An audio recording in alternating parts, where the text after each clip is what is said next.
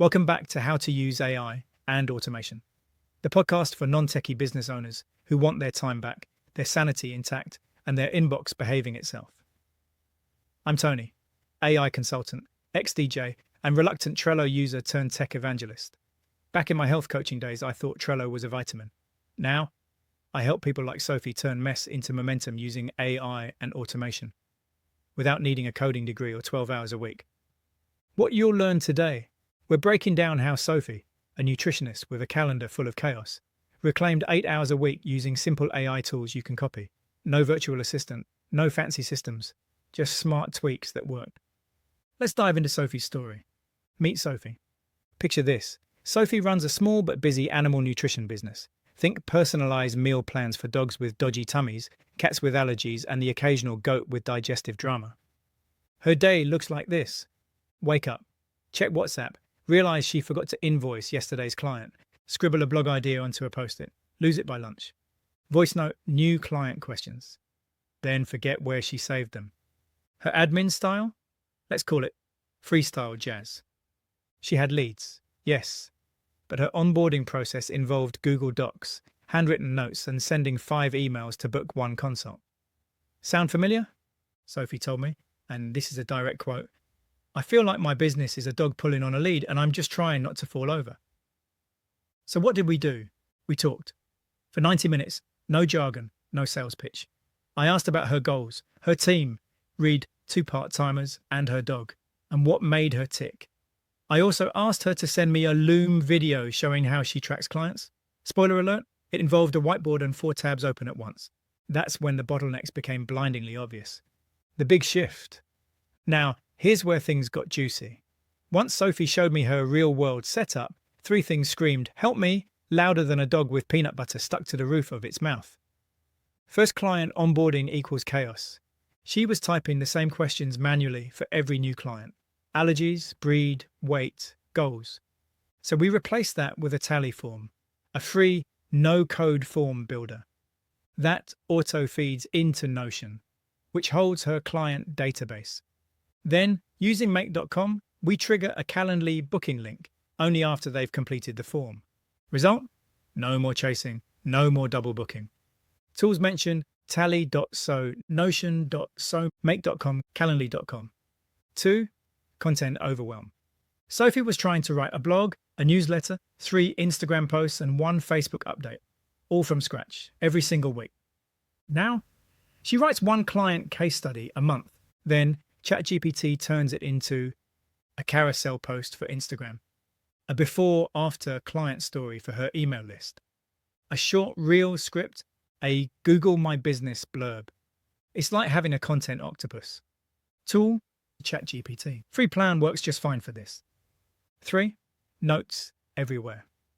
Client updates were scattered across paper notes, voice memos, and stray thoughts mid-dog walk. We use Bardeen.ai to scrape info from her tally forms and automatically slot it into her Notion client file. She also added Otter.ai for transcribing her own voice notes straight into organized text.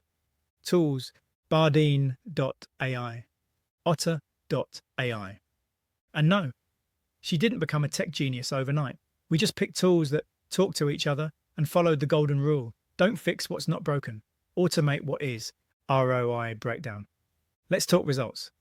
Because let's be honest, that's why we're here. After just 2 weeks of implementing the changes, time saved. Sophie saved 8 hours a week. That's a whole workday. Gone were the late night admin marathons. Revenue gained. She added 3 new client sessions a month, just by having the time and brain space to follow up with warm leads she used to ignore. That's roughly £1,200 extra revenue without spending a penny on ads or hiring help.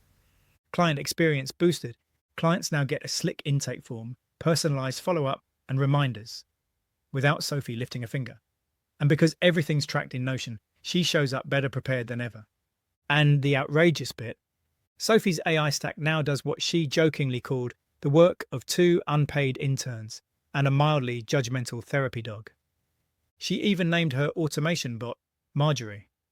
I don't know why, but it suits her. But seriously, this is what happens when you stop duct taping your business with to-do lists and start designing it like a system. Mini tutorial: Steal Sophie's setup. Let's get practical.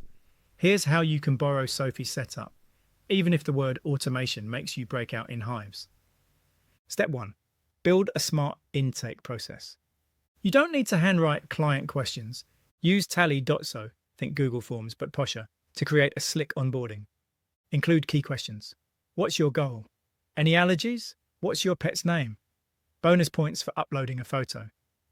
Connect that to Notion via make.com so every form fills out their client profile auto-magically. Step 2. Add a booking step. Don't send your calendar link until they've filled in the form. That's right, flip the script. Calendly can be triggered only once they're ready to book. No more back and forth emails. Add buffers, auto reminders, and follow-ups so they show up prepared. Step 3. AI your content. Take one story, maybe a recent client win, and drop it into ChatGPT. Prompt: turn this story into an Instagram carousel, a newsletter for my pet nutrition business, a short reel script. Then tweak, post, repeat. Add Canva to prettify it all. Canva.com. Step 4. Capture scattered thoughts. Use otter.ai on your phone to transcribe voice notes. Create one folder called Marjorie's Brain, or whatever you want to call your future AI assistant. Set up Bardeen to scrape key data, like weight, symptoms, preferences, into Notion automatically. That's it. No VA, no 6-week setup. Just a few free tools glued together by logic and a bit of digital wizardry.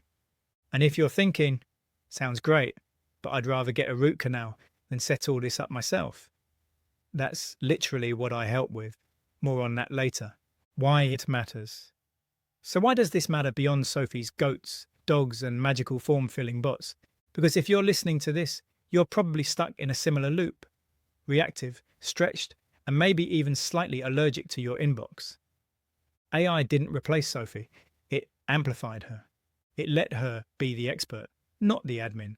It gave her space to think, to scale, and to say yes to more of the good stuff, like high-paying clients or walking the dog without checking emails mid-poo bag. You're not supposed to do everything. You're supposed to design how things get done. If you want to try Sophie's setup, or your version of it, here's how to take the next step. Join the free webinar, first Monday of every month. Head to tonywinyard.com and click on live sessions. Watch the video version of this episode on YouTube or Spotify. I'll show you screenshots and tool walkthroughs. Join the Facebook group, ask questions, post your setup. Just search How to Use AI on Facebook. Listen to all episodes at howtouseai.captivate.fm/listen.